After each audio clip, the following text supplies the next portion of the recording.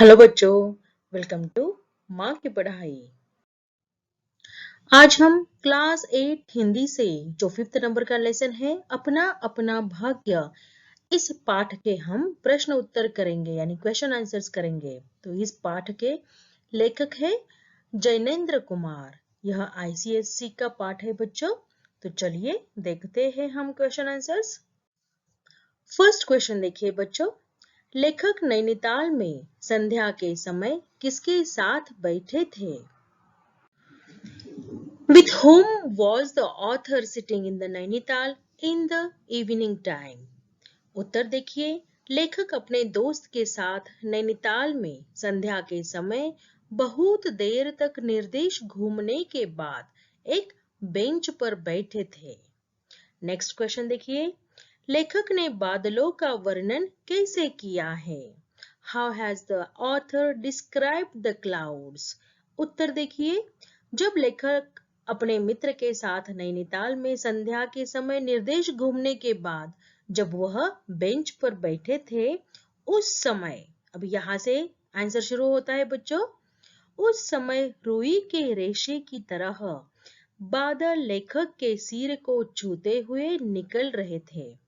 हल्के प्रकाश और अंधियारी से रंग कर कभी बादल नीले दिखते तो कभी सफेद और फिर कभी जरा लाल रंग में बदल जाते। तो इस तरह से लेखक ने बादलों का वर्णन किया है, क्लाउड्स को डिस्क्राइब किया है। आगे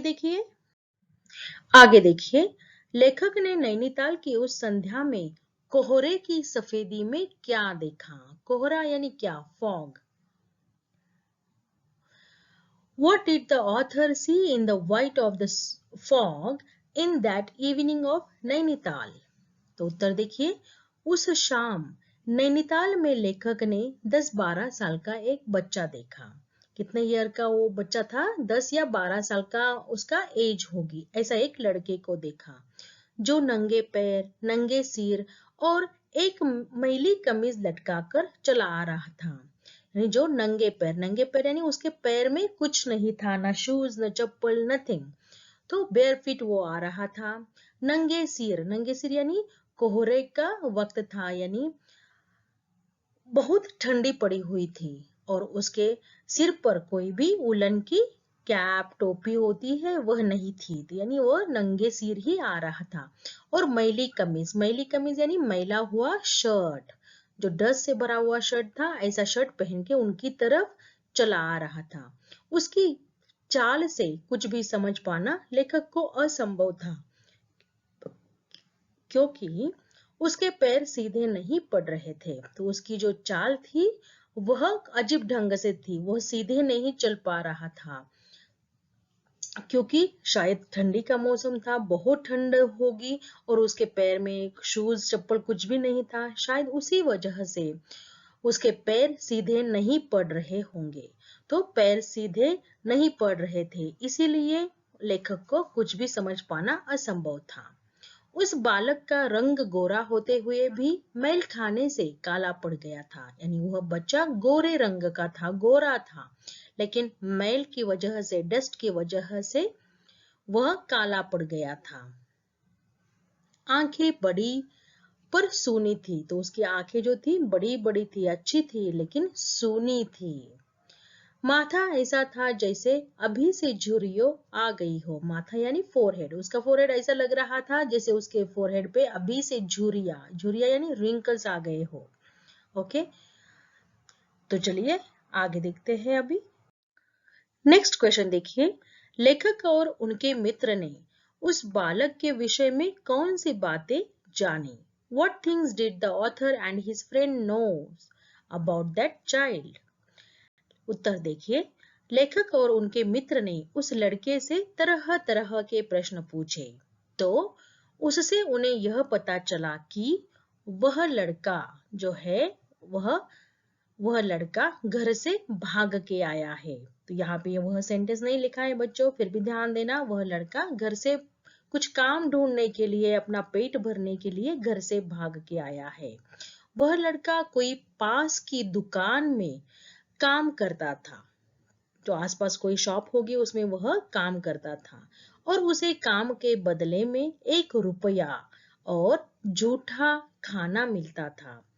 यानी उसको जो वह शॉप में यानी जो दुकान में काम करता था उस काम के बदले में उसको सिर्फ 1 रुपया मिलता था और झूठा खाना मिलता था। यह बातें लेखक और उनके मित्र को पता चली उस लड़के के बारे में। ओके, चलिए नेक्स्ट क्वेश्चन देखिए।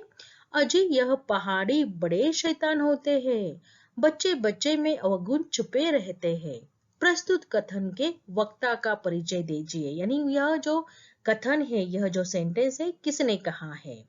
तो उत्तर होगा प्रस्तुत कथन के वक्ता लेखक के वकील मित्र है और साथ ही होटल के मालिक भी है। तो यह जो कथन यानी यह जो सेंटेंस कहा है वह लेखक के मित्र फ्रेंड है, वकील फ्रेंड, और जो होटल के मालिक भी है। नेक्स्ट क्वेश्चन देखिए। लेखक उस बच्चे को वकील साहब के पास क्यों ले गए? Why did the author take that child to the lawyer? उत्तर देखिए। लेखक उस बच्चे को वकील साहब के पास इसलिए लेकर गए क्योंकि उस बच्चे के पास कोई काम नहीं था और रहने के लिए जगह भी नहीं थी। वकील साहब के होटल के लिए एक नौकर की आवश्यकता थी, इसलिए वे उस बच्चे को वकील साहब के पास लेकर गए। नेक्स्ट क्वेश्चन देखिए। आगे देखिए। वकील साहब उस बच्चे को नौकर क्यों नहीं रखना चाहते थे? Why did the lawyer not want to keep that child as a servant? उत्तर देखिए। वकील साहब उस बच्चे को इसलिए रखना नहीं चाहते थे क्योंकि वह और लेखक, वह यानी वह वकील साहब और लेखक उस बच्चे के बारे में कुछ नहीं जानते थे। सेकेंड पॉइंट देखिए, यहाँ से वह से लेके यह फर्स्ट पॉइंट होगा। सेकेंड पॉइंट होगा, साथ ही वकील साहब को यह लगता था कि पहाड़ी बच्चे बड़े शैतान और अवगुणों से भरे होते हैं। यदि उन्होंने ऐसे किसी ऐरे गहरे को काम पर रख लिया और अगर अगले ही दिन वह नौकर चीजों को लेकर भाग गया तो, और अगर वह चोर निकला तो, इसलिए वे उस बच्चे को काम पर नहीं रखना चाहते थे। तो वकील साहब की जो टेंशन थी वो तो जायज थी क्योंकि वह और जो लेखक थे उस बच्चे के बारे में कुछ नहीं जानते थे। अगर उस बच्चे को काम पे रख लिया और अगर वो चोर निकला, उसने नेक्स्ट डे कोई सामान चुरा के वह भाग गया तो क्या होगा? तो इसीलिए वह ऐसे अनजाने में, जिसके बारे में कोई जानकारी नहीं है, ऐसे बच्चे को वह काम पर नहीं रखना चाहते थे। नेक्स्ट क्वेश्चन देखिए अभी। पर बताने वाले ने बताया कि इस पंक्ति से लेकर, इस लाइन से लेकर और ठंडी कफन का प्रबंध कर दिया था। इस लाइन तक, ये लाइन, यह जो पैराग्राफ है आपकी टेक्स्ट बुक में दिया है बच्चों।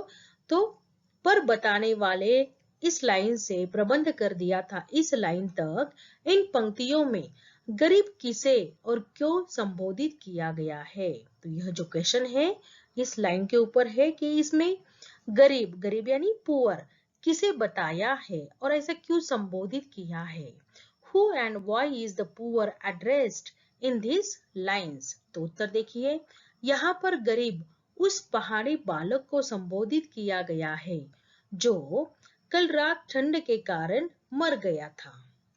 गरीबी के कारण उसे घर छोड़ना पड़ा था, लेकिन घर से बाहर आने के बाद भी उसको कोई काम नहीं मिला, कोई घर नहीं मिला, इसलिए ठंड के मारे उसकी मौत हो गई। नेक्स्ट क्वेश्चन देखिए।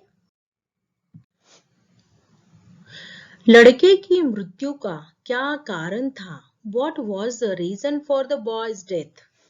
उत्तर देखिए। लड़का घर की गरीबी के कारण घर से काम ढूंढने के लिए भाग आया था। फिर उसे एक दुकान में काम मिला, पर किसी कारण वह काम भी छूट गया। उसके पास रहने के लिए कोई भी स्थान नहीं था। उस दिन बहुत ठंड पड़ गई थी और उस लड़के के पास ज्यादा कपड़े नहीं थे। रहने के लिए कोई स्थान न होने की वजह से उसे रात पेड़ के नीचे गुजारनी पड़ी। यानी वो रात भर कहाँ सो गया? पेड़ के नीचे, पूरी रात पेड़ के नीचे वह सो गया। बाहर तो बहुत ज्यादा ठंडी थी और ज्यादा ठंड होने के कारण उस लड़के की मृत्यु हो गई। यानी ठंड के कारण उस लड़के की क्या हो गई? मृत्यु हो गई। आगे चलिए अभी आगे देखिए। प्रकृति मनुष्य की बेहयाई को ढक रही है, ऐसा लेखक ने क्यों कहा है? बेहयाई यानी stupidity. Nature is covering the stupidity of man. Why has the author said like this? उत्तर होगा, ऐसा लेखक ने इसलिए कहा है क्योंकि मनुष्य में असंवेदनशीलता और स्वार्थ भावना है। असंवेदनशीलता यानी उसके मन में दूसरों के लिए कोई भी फीलिंग्स नहीं है। वह दूसरों की मदद करने के लिए, हेल्प करने के लिए तैयार नहीं है। और स्वार्थ भावना, स्वार्थी यानी वह सिर्फ खुद के बारे में सोचता है, सिर्फ अपना भला हो उसके ही बारे में सोचता है। तो ऐसी भावना, ऐसी फीलिंग्स मनुष्य के मन में है। आगे देखिए, किसी ने भी इस बच्चे को रहने के लिए स्थान नहीं दिया। मीन्स किसी ने भी उस बच्चे को रात भर रहने के लिए स्थान नहीं दिया, इसलिए उसे रात भर एक पेड़ के नीचे बितानी पड़ी। उसकी पूरी रात उस लड़के को ठंड में, इतने कड़ाके की ठंड में एक पेड़ के नीचे वह सो गया। पेड़ के नीचे उसको रात बितानी पड़ी और ठंड के कारण उसकी मृत्यु हो गई, उसकी डेथ हो गई बिकॉज ऑफ द कोल्ड। लेकिन प्रकृति ने उसके शरीर पर बर्फ की हल्की चादर बिछाकर मानो उसके लिए कफन का इंतजाम किया है। कफन यानी जो डेड बॉडी होती है, हम उसके बॉडी पे हम लोग जब व्हाइट कपड़ा डेड बॉडी के ऊपर डालते हैं तो उस व्हाइट कपड़े को कहते हैं कफन। तो लोगों ने उस छोटे से बच्चे को रहने के लिए कोई भी स्थान नहीं दिया, ना उसको खाना दिया, तो क्या उसके बॉडी पे वह कफन डालेंगे?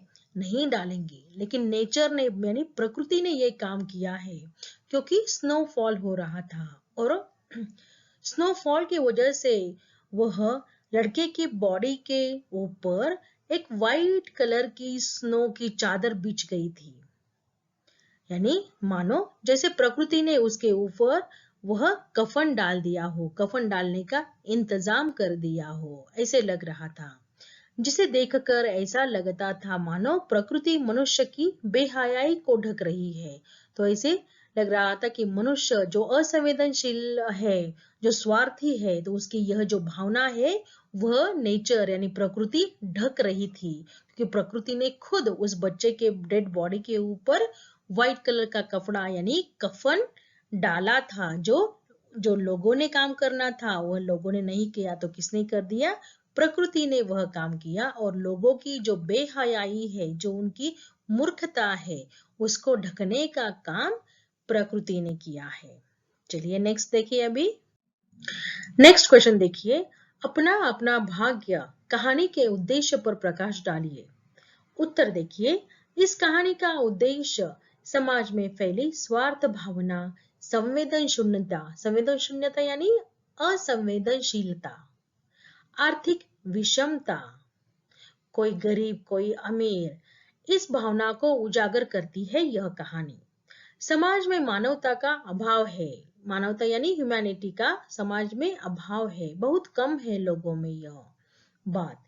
सारे लोग स्वार्थी बन चुके हैं, सारे लोग जो है सिर्फ अपने अपने बारे में सोचते हैं, बहुत स्वार्थी बन चुके हैं। कोई भी गरीब की सहायता करने के लिए जल्दी तैयार नहीं है, नहीं होता है कोई भी गरीब लोगों की हेल्प करने के लिए। सारे लोग अपने अपने काम में व्यस्त है, पूरे बिजी है अपने लाइफ में। कुछ भी परेशानी आए तो लोग अपना अपना भाग्य है ऐसा कहकर बात को खत्म कर देते हैं। किसी भी व्यक्ति को दूसरे के दुख से कुछ भी लेना देना नहीं है, क्योंकि वह व्यक्ति बहुत स्वार्थी बन चुका है, यह सारा समाज स्वार्थी बन चुका है। ओके, तो इस कहानी का जो उद्देश्य है कि लोग कैसे अपने मानवता धर्म को भूल चुके हैं, कैसे संवेदनशीलता शून्यता यानी असंवेदनशीलता लोगों में फैली हुई है, आर्थिक विषमता कैसे है, स्वार्थी कैसे लोग हैं, इसी के ऊपर यहाँ पे इस लेसन में प्रकाश डाला है। ओके, तो चलिए बच्चों, यह लास्ट क्वेश्चन था इस लेसन में। इस लेसन में जो भी क्वेश्चन बन सकते थे यह उसका लास्ट क्वेश्चन था। अगर आपको 8th क्लास के और भी वीडियो देखने हैं तो प्लीज डिस्क्रिप्शन बॉक्स में मैं 8th क्लास के लिंक डाल दूंगी, उसको आप चेक कर सकते हो। जितने भी वीडियो मैंने बनाए हैं अभी तक वह आपको मिल जाएंगे। अगर यह वीडियो अच्छा लगा हो तो प्लीज लाइक कीजिएगा, अपने फ्रेंड्स के साथ शेयर कीजिएगा और मेरे चैनल को सब्सक्राइब जरूर कीजिएगा। उसकी वजह से क्या हो जाएगा, आपको जो नेक्स्ट वीडियो मैं डालूंगी वह आपको इजीली मिल जाएंगे। Thank you. स्टडी करते रहना। Thank you.